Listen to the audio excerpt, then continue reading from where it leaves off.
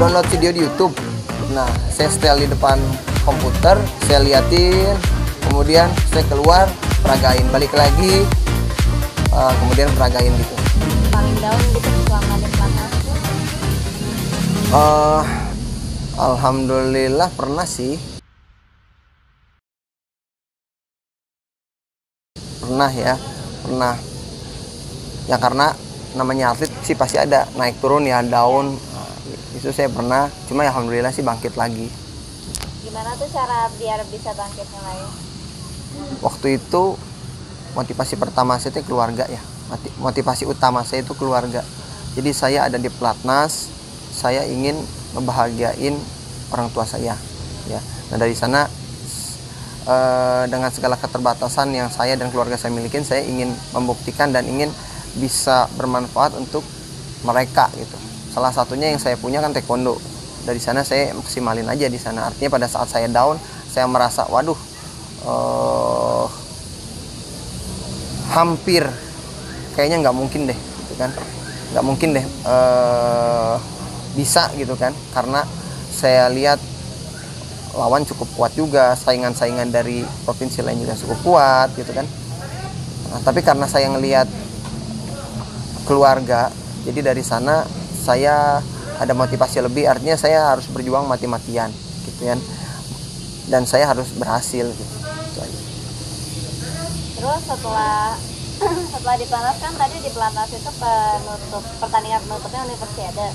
Kalau selama di pelatda itu pertandingan penutupnya berarti apa tuh? PON Ya. 2016. PON juga penutupnya juga berarti bagus juga, dapat emas juga gitu ya. Alhamdulillah. Itu emang udah direncanakan mau berhenti di tahun 2016 atau jalannya aja? Enggak sih, direncanakan oleh Allah. Artinya setelah PON itu kan juga kalau misalnya saya lihat atlet-atlet junior tuh bagus-bagus potensinya ya. Artinya mereka punya potensi yang bisa dikembangkan lebih lagi ke depannya. Yang junior-junior itu jauh lebih bagus. Maka dari itu ya logis juga pelatih memilih yang junior untuk melanjutkan gitu. Terus setelah Kak Falda berarti kan sekarang udah retire jadi atlet, atau nanti bakal mau lagi under 40? Kalau untuk tanding mah ikut-ikut aja, nggak masalah ya. Cuma kalau untuk pemusatan tanding yang terlalu lama, nah itu kan perlu pertimbangan lebih ya, karena ada beberapa kegiatan yang harus saya rutin jalani gitu. Terus setelah Kak Falda udah beres nih jadi atletnya, sibuk ngapain sih? Kalau sekarang melatih tim Kota Bandung, melatih klub, itu aja mungkin. Awal-awalnya setelah beres jadi atlet sempat bingung nggak mau ngapain? Pada saat itu kan saya sudah berkeluarga, sudah juga ada anak ya di situ, anak pertama pas 2016. Nah, maka dari itu saya harus berpikir lebih dalam lagi kan, ini gimana nih gitu kan untuk sehari-hari gitu kan, harus mikir ya, artinya ya kita yakin bahwa rezekinya udah diatur Allah kan, tapi kan secara manusiawi kita bakal berpikir logis untuk mencari kan. Jadi yang saya punya seperti tahun 2010 yang saya punya itu potensinya, saya yakin saya ada potensi di taekwondo gitu kan. Nah, karena itu ya balik lagi sih ke taekwondo, pasti jadi alternatif solusi yang saya jalanin. Artinya di samping usaha, saya samping usaha tetap juga ngelatih gitu kan. Itu sih. Sampai akhirnya buka, awalnya ngelatih di mana tuh? Awalnya pada saat itu saya di TBI. Ya, karena kan di TBI udah mulai dari tahun 2000, saya lupa ya, 2009 ya. Sudah sabuk hitam ya. Jadi sudah bantu-bantu Semnim Rapto di sana. Bantu dari sana saya melatih sampai ke pelatnas, beres pelatnas juga masih ya di sana. Terus lanjut lagi setelah yang tadi 2016 saya masih melatih di sana. Nah setelah itu saya mulai punya ide untuk saya coba memberanikan diri untuk belajar mengelola sendiri. Akhirnya saya buka di sini tahun 2018 awal. Sekarang muridnya udah ada berapa kali? Ya tadi mungkin ke video mungkin segitu kurang lebih. Kayaknya lebih dari itu ya. Alhamdulillah, amin. Ya, itu satu sesi. Mungkin ada beberapa sesi yang sebelumnya sama, mungkin sekarang ada lagi sesi. Ya, ya kurang lebih. Itu tuh dari mana aja Kak murid-muridnya? Murid-muridnya dari sekitaran sini aja. Anak kompleks sini ada, kemudian di sekitaran Ciwasa. Terus kan berarti, oh ya soal bisnis tadi kan berarti Kak Faza sekarang masih bisnis juga ya. Itu boleh diceritain Kak gimana tuh? Ini saya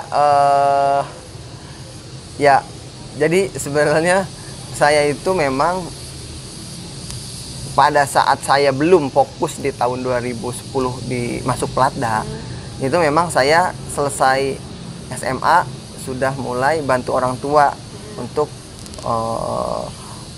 apa? Untuk kerja ya, untuk kerja. Jadi 2000, malah jauh sebelum itu pada ini saya jadi ini ya, jadi lebih lama lagi. Kalau flashback lagi, sebenarnya di tahun 2005 itu pas saya SMA, itu memang kondisi keluarga memang lagi terpuruk ya. SMP SMA lah ya, kondisi keluarga terpuruk. Akhirnya saya harus berjuang bisa tetap lanjut sekolah gitu kan di SMP dulu, SMP 13. Kemudian dari SMP 13 saya harus bisa masuk negeri yang bagus gitu kan. Maka dari itu saya mengusahakan jalur prestasi ke SMA 8 gitu waktu itu. Cuma saya nggak keterima karena teman dekat saya ingat namanya Friza, beliau yang masuk SMA 8. Maka dari situ saya motivasi harus bisa juga masuk lewat jalur akademis. Nah dari sana saya maksimalin, masuklah alhamdulillah ke SMA 3 lewat jalur akademis ya, nggak lewat jalur prestasi.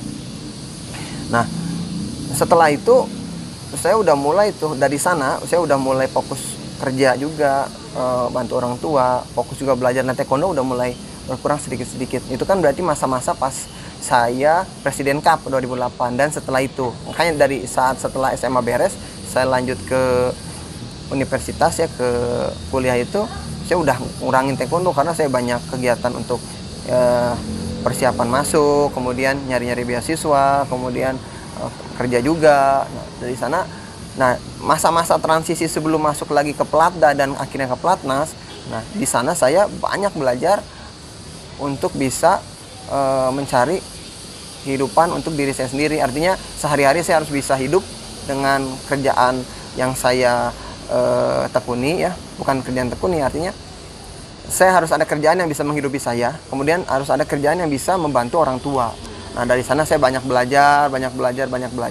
Nah dari sana, dari belajar ke sana, saya terus akhirnya jalan berdampingan dengan taekwondo. Jadi kalau orang lihat mungkin kan saya taekwondonya gitu ya, taekwondonya mungkin atlet, pelatih, tapi di samping itu saya juga tetap tidak lepas dengan usaha itu. Sekarang apa nih yang lagi dijual? Aduh ini jadi kesannya promosi. Ya kalau saya sih, kalau saya yang lagi dibuat itu mungkin di luar taekwondo ya ini.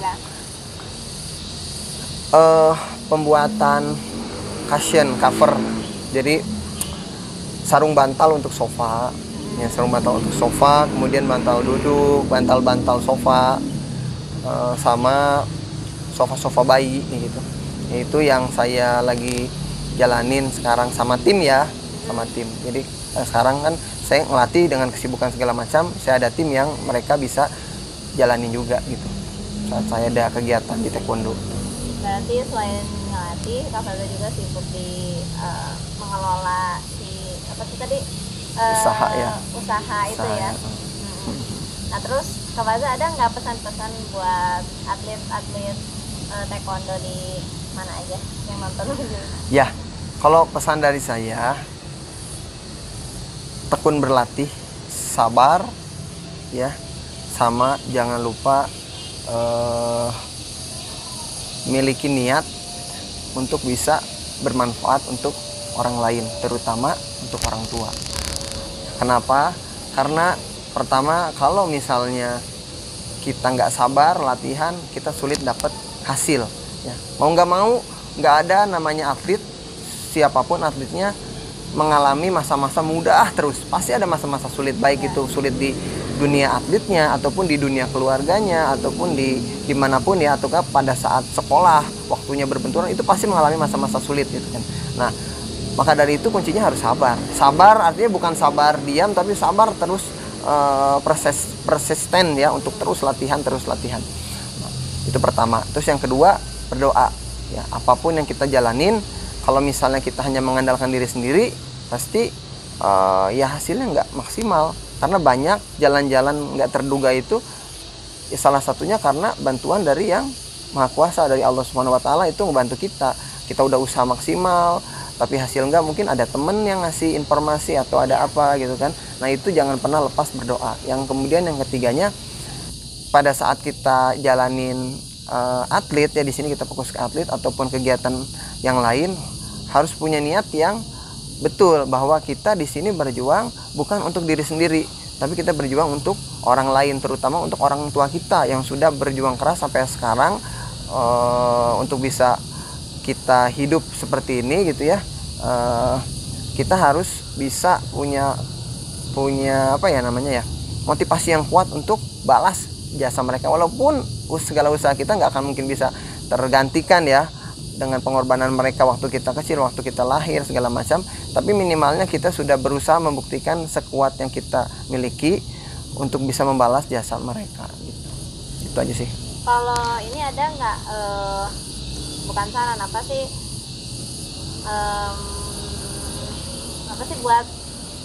buat anak-anak taekwondo yang baru mau masuk jadi atlet, ada petua apa sih istilahnya?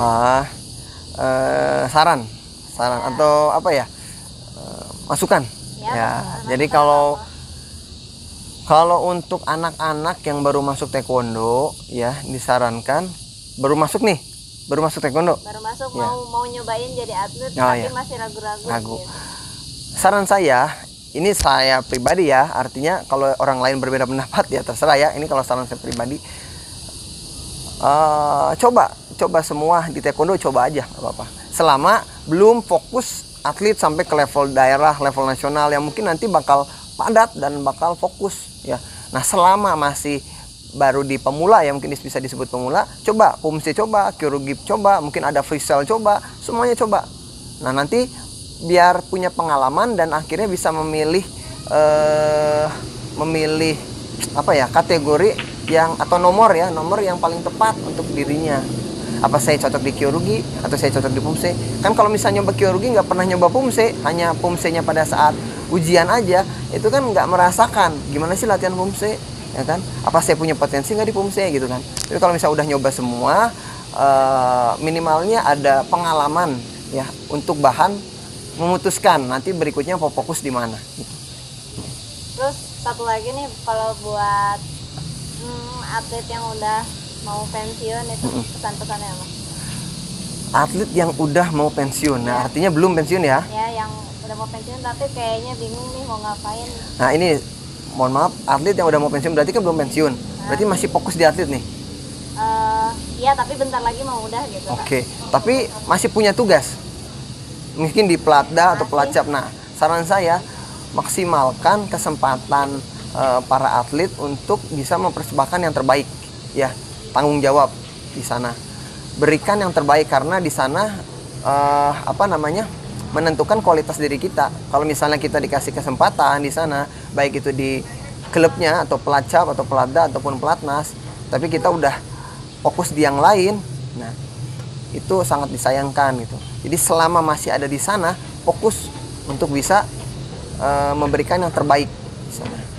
Nah, nanti setelah itu baru mikir yang lain.